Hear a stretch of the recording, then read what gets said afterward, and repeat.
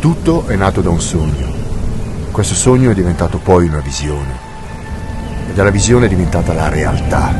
Questa è ginnastica dinamica militare italiana.